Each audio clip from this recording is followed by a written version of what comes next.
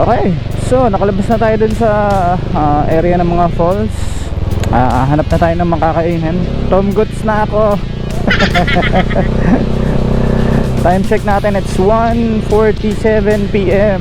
So mag-aalas 2 na, hindi pa tayo nag-aalmusal at hindi pa tayo nagtatanghalian. Powered tayo ng buko juice saka buko shake. Charot kila ate. Masarap yung buko shake nila doon, in fairness.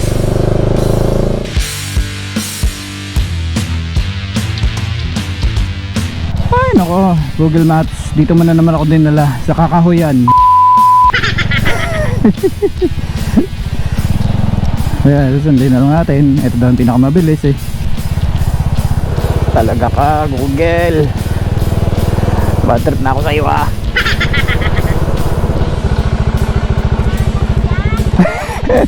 Naligaw na ako ate. Naligaw na ako.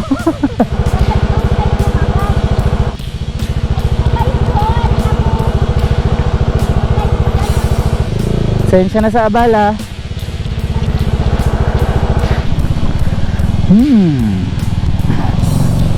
Ang dami ko nang dinaan ng rough roads ha. Hindi magdagpat to. Diyos ko po. Okay lang, shortcut eh. Parang nasa New Zealand.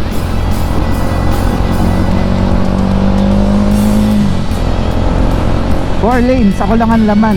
Diyos ko.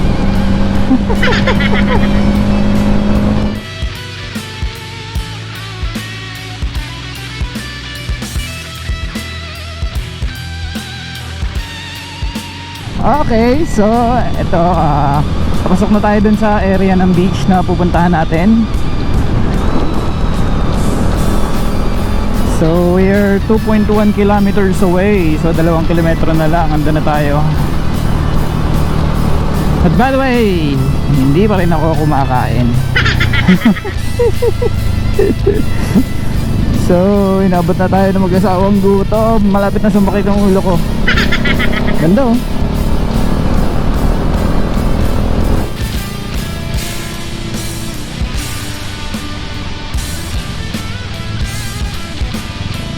Yan, kain muna tayo.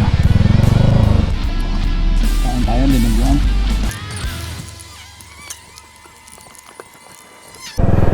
Okay, tapos na tayo kumain. Solve, busog na busog. At dito na tayo pupunta sa Atlas Beach Resort.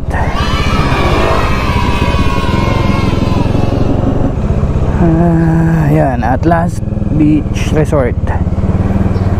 Okay. So tignan natin kung anong mangyayari. Hindi naman tayo magtatagal.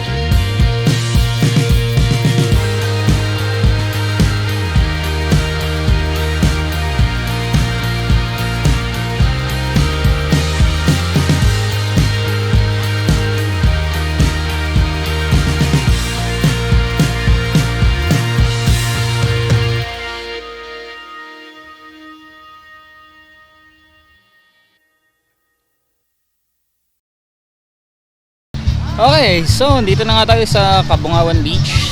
At yung pinuntahan nating resort ay yung Atlas Beach Resort. Ayun, hindi na tayo pinagbayad ni ate. Sabi ko lang kung maliligo ako, magbabayad na lang ako syempre ng tubig for 50 pesos. Hindi ako magtatagal dito kasi yan, tingnan nyo naman yung langit. Yikes, nagbabadya. Pero maganda dito, ang ganda ng tubig, yung linaw. Tapos medyo marami ng tao ngayon Friday, lalo na siguro bukas. Malapit din daw to sa Tambobong Beach eh, sabi nung nakausap ko dun sa kinainan kong karinderya. So vinidiwa natin yung death pool. Hindi na natin pupuntahan kasi hindi naman tayo magsiswimming dito at aabutan tayo ng ulan. So ayan, at least napakita ko sa inyo ng konti yung yung Cabungawan Beach. Ganda dito, grabe, panalo. Ano masasabi mo pare? Wala lang, okay lang po. Okay lang daw. Shoutout sa'yo ah. So sibat na tayo. Baka abutan pa tayo ng malakas na ulan nito mamaya. Takbo na tayo. Let's go. Okay guys, so unfortunately we had to go kasi napakadilim. Hindi ko man lang na i-feature na maayos yung Atlas Beach Resort. Shoutout kila ate. And yung link nila is ipopost ko na lang sa description para kung may inquiries kayo, pwede nyo silang i-message. So ayun, takbo muna tayo kasi baka abutan tayo ng ulan. Sana hindi na tumuloy ito. Okay, so tatry natin tumakbo diretso sa bahay. Kung hindi man natin kayanin, ay na nga, umulan na. Kung hindi natin siya kayanin, baka maghanap tayo na ma-check-in na na hotel. Ano ba naman yan? Naabutan na ako. Shit. Ito na nga sinasabi ko. Sana hanggang dito ka na lang. Ayan nga, nabutan tayo ng ulan at mukhang magtutuloy-tuloy. So nag-check ako ng weather, ng radar. Confirmed naman na baka hindi gaanong maulan sa Pampanga area. Pero chinek ko yung Zambales, nandun lahat ng ulap. So iwasan na lang natin, hindi na natin magagawa yung loop natin. 6 hours and 43 minutes yung biyahehin natin, 294 kilometers. Sana hindi ako antukin. Ayan, at sana hindi mabasa tong GoPro natin. So ayun, binalutan natin siya ng plastic. So kung medyo pangit yung dating sa inyo, pasensya na kayo kasi muulan talaga, ayoko mabasa. Ayun lang.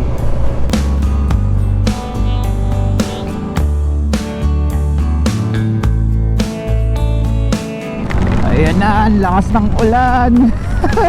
Yari. Halos zero visibility na sa lakas ng ulan. Basang-basa na ako. Tuloy na lang yan, wala na magagawa eh. Punta tayo sa bahay.